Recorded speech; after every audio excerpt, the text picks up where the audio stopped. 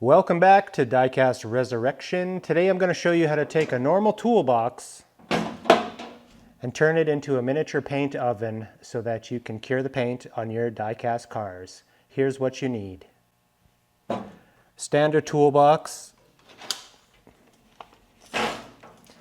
Mine's 17 inches long, 5 inches tall. Beside the toolbox, you're going to need a fixture and a box for your fixture. You're going to need some 100-watt incandescent bulbs. These seem to be getting harder and harder to find. They still make the rough service ones where I am, but everything else on the shelf was LED, so you really had to hunt for these suckers. So I got a 2-pack here, only use one on the build. For our power switch, I like using these timer switches. This brand doesn't matter. What matters to me is the intervals on the buttons here. So this one will do 5 minutes, 10 minutes, 15 minutes, 30 minutes with an auto shut off, which means to turn the unit on, we just pick a button and it'll run for however long you chose, and then it'll just turn off automatically, kind of a safety feature so you don't forget about it. These are a little expensive. I paid $40 for this just because it was local and we kind of get gouged on everything. You can get these a little bit cheaper if you go on, Amazon or something like that. Maybe get them as cheap as 20 bucks. So I overpaid. You can do it cheaper though. You could use a light switch too if you want, but I prefer the timer method, so I splurged a little bit. And then of course we'll need a box to mount this in. How are we going to tie everything together? We're going to need some wire. For the wiring, you don't need anything crazy. This oven uses a 100-watt incandescent bulb, which draws less than 1 amp on a 120-volt circuit. I'm using 12-gauge 3-conductor copper cable because I already had it. Considerably heavier than I need. It's a little bit overkill, but I had it laying around, so this is what I'm going to use.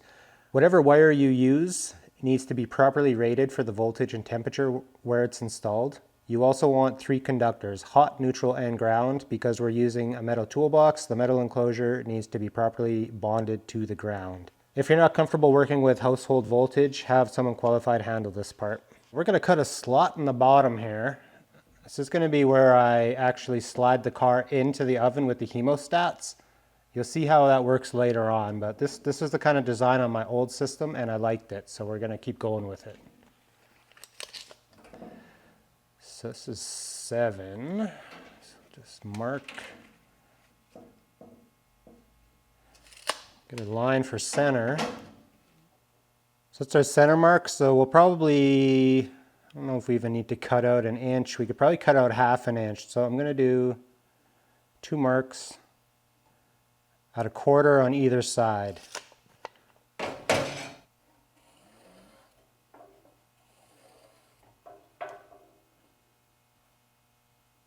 And we don't need to go all the way to the back with this, so maybe we'll just terminate it somewhere around here. And we'll cut this section out using the disc and the Dremel. Let me get my goo goggles and get the Dremel set up for this. Still using the Dremel Easy Lock cutoff wheels, my favorite.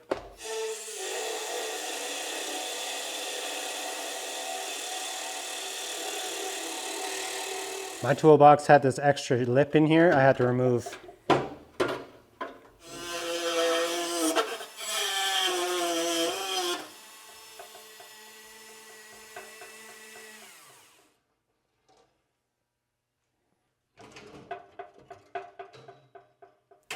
All right, so now our slot is done. Now our car can get into the oven. We can close the door without removing the hemostats, which is really nice. I'll show you how to secure them down here a little bit later, but I wanted to get the metal work done on this thing first. I got a little piece of, what is this, 3/4 inch? You could use whatever you can find. Yeah, this is 3/4 by 3/4 angled aluminum. This part doesn't really matter what it's made out of. I just had a little piece of scrap laying around that even has holes in it. Yeah, so I'll just cut it somewhere after the second hole. Doesn't really matter. I'm just going to use the holes for mounting. So I'll probably cut this much off and save that little piece.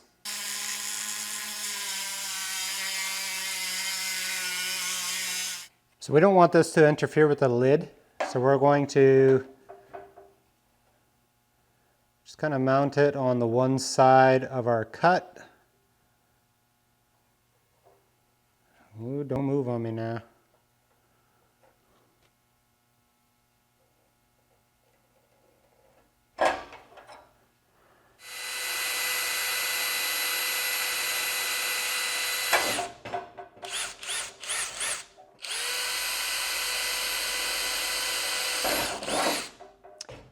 Yeah, I forgot about that little tab in there. Gonna have to drill through that as well.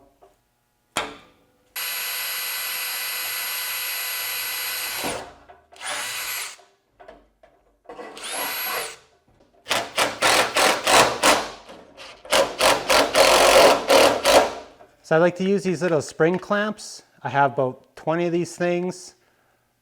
I got them all around my benches. They're all just kind of sitting there. And the beauty of these things is no matter where you are, if you got something wet on a hemostat, you can literally just clamp them to anything and it just frees up your hands. So a lot of times off camera, I'll have things clamped to my bench. It might be a drying windshield. It might be, you know, a freshly painted car. It might be yesterday's project.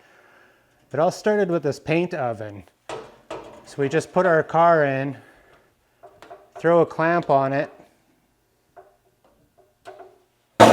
close the door and hit the button, and it's good to go. If your box is deep enough, you could get a couple different items in there at the same time. You could totally customize this further by having, you know, a little shelf in here, or maybe even little shelves in the door or something. If you have a little windshield that you try to dry, you just set it on there. Close the door. All right, with that out of the way, let's figure out where we're going to put this light. I'm thinking I like mine up here.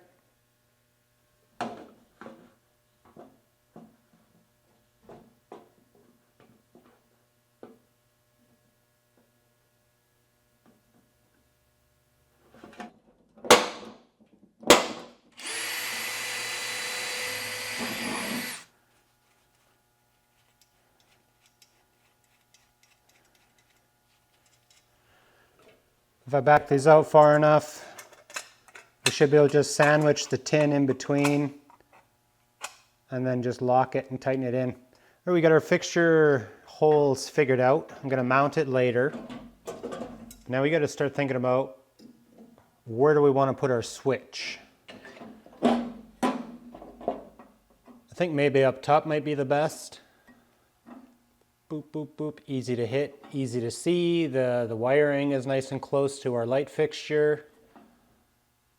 So I think we're going to put it right on top here. Maybe just dead center. Going to mock up our switch quick just to make sure we don't have any kind of interference.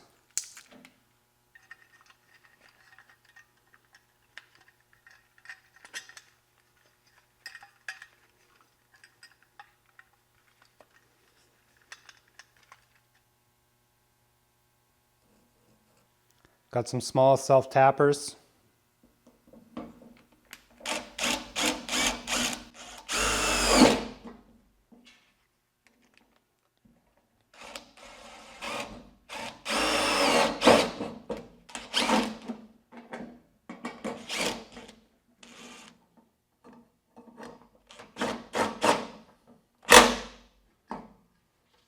All right, I'm going to start wiring our switch.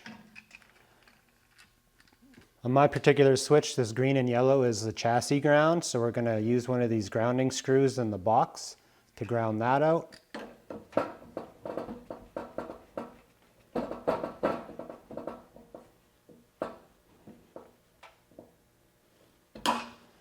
Just getting started on the wiring here.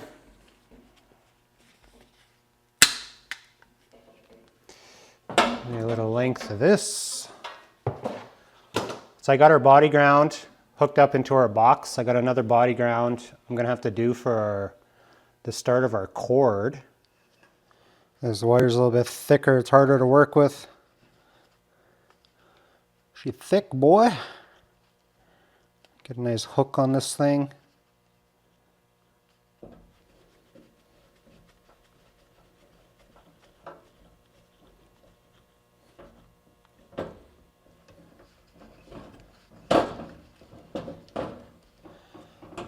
Sneak all that up in there. So on my particular switch, we've got 2 hot wires. These 2 are interchangeable on this particular switch. We got 1 neutral wire. Now we also have to run 2 wires from our light fixture. So I'm going to need another little length of wire. Should have drilled it sooner, but we need to put a little bit of an access hole in here so that our wires can get through to get to this, which is going to be on the inside.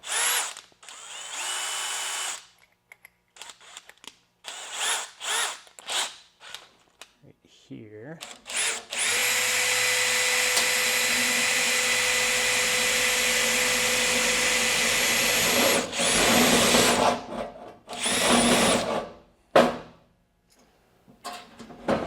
That should work.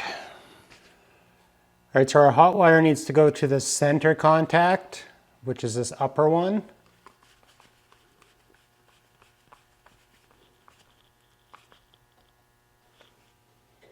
Hot and neutral wires attached. So now we can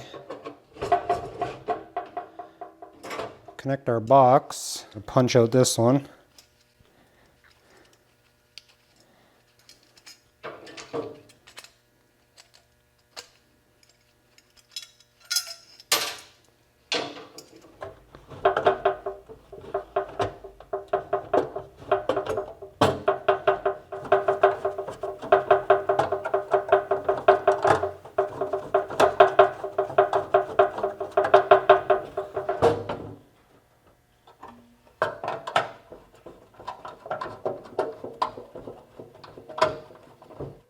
All right, we're hooked up.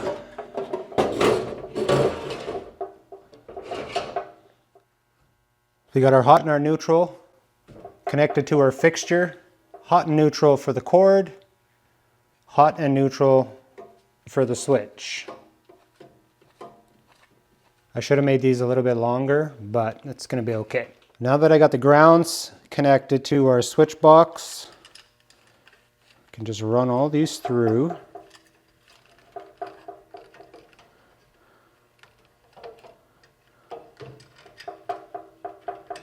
The lid is driving me crazy.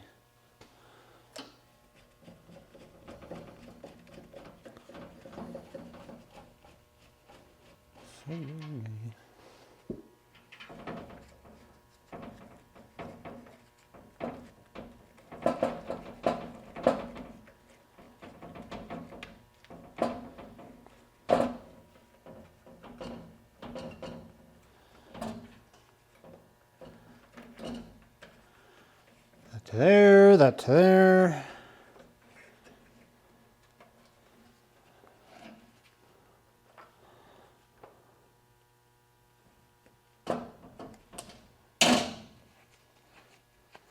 Three wires for this Marette, that might be too much.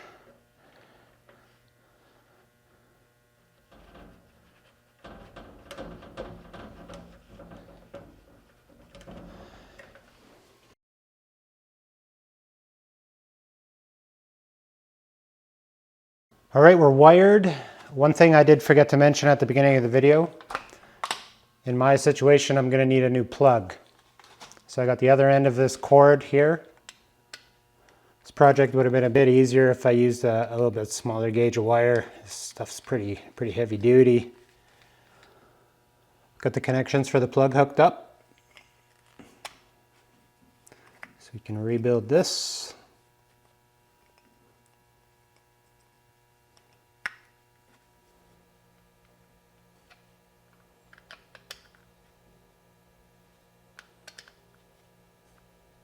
There we go, plug on. I think we're ready for a test. Because I got this one wall mounted, I might put a little bit of spacing behind it just so it's not right up against the wall. This doesn't get super hot, but it does definitely get warm to the touch. So just to be safe, I'm gonna get a little bit of airflow behind it. I got a car clamped in there. Let's give it a shot.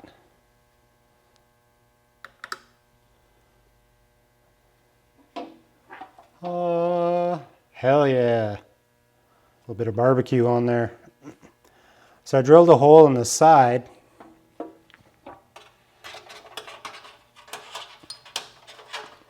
I'm going to feed this probe down to about the height of a car, maybe somewhere around here.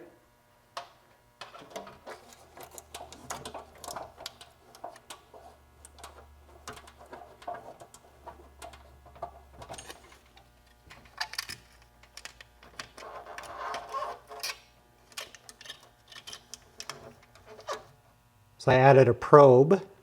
I had this in my old paint oven. What you're looking at is a meat thermometer probe. This is something that you'd stick into a turkey or maybe stick into a big roast that you have on the barbecue or even in the oven. This is what it looks like. It's magnetic. We'd stick that on there. Of course, I'd clean up this cable a little bit. So let's throw it on 10 minutes and see what our temp does. Maybe I should close it up. Ooh. I never used a fan in the past, but I think it'd be pretty easy to incorporate a little USB fan to just kind of circulate the air throughout the toolbox. She's climbing. Hell yeah. There she works. So I got to clean up this wiring a little bit, make it presentable, and I got to find a new place for this thing. It's just temporarily mounted on the wall right now for the video. But yeah, you guys will see this in upcoming videos when I start doing redline restorations and other customs. Pretty cool project. I hope you guys enjoyed. Make sure you leave a like. Let's say hello in the comments, and I will see you guys in the next one.